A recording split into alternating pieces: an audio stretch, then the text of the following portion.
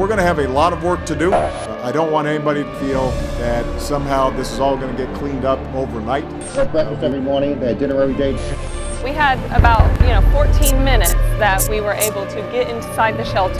This has never happened. I've lived here 15 years. The most important thing is for families to get back together They again. tell you to leave and evacuate. Leave. Don't wait till last minute. This area is on a fault line. At some point we're going to have a massive earthquake. The roads are going to be shut down.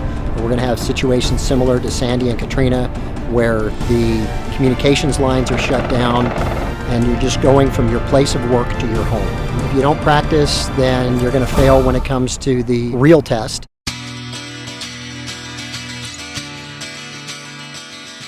I was actually really comfortable.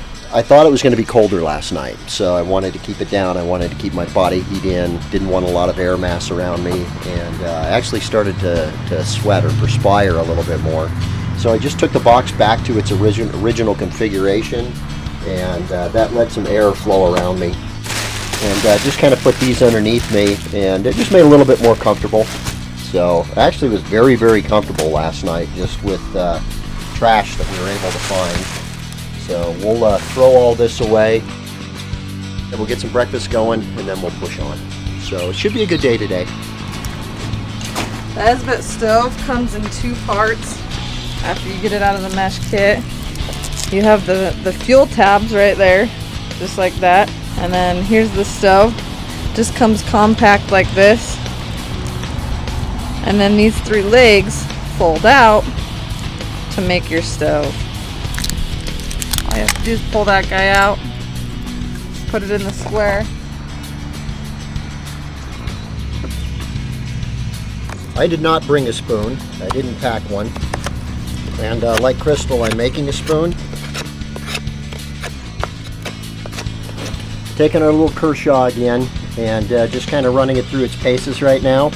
And just wanted to see how it would carve up on some projects if you needed to do some things. And we've been running this knife for a day now, and just you can see if I want to, I can take off big cuts from this knife, and it's still holding its edge up very nicely. The reason that we're running this knife is that it's inexpensive, and I say that it's inexpensive, not cheap.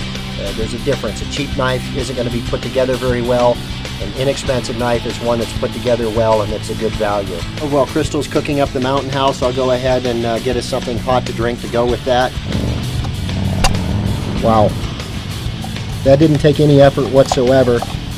I actually hit it hard with my hand. Now I'll just push it in and open that up. And make sure these holes are wide enough that it can breathe. Punctures right through very well. So let's get a heat tab going.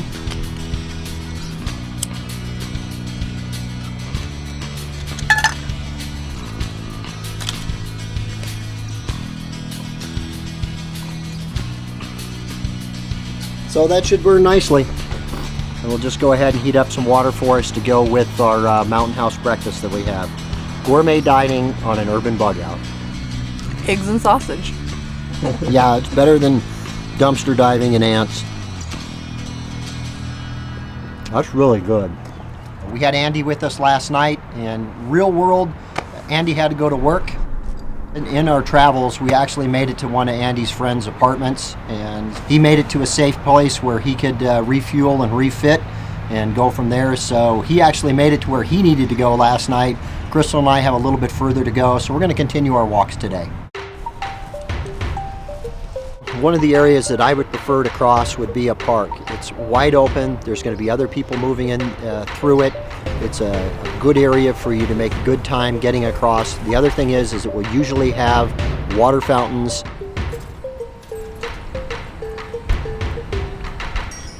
Now, I understand if there's an earthquake, a lot of the municipalities will be losing their water, but if not, I know at this park they do have ponds, and Crystal has her pump, so we could be able to obtain water from the pond as well.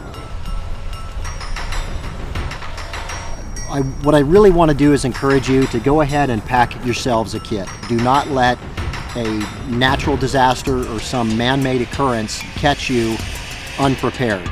You need something to be able to either get yourself home or sustain yourself for about 72 hours, whether it's a small bag like this or one that you've seen on our other videos. Test your gear out, find out what works for you and what does not work for you, and modify your kit to your personal needs. Hey, thanks for watching, and please subscribe to us on our channels at Blade HQ and Backcountry Bug Out.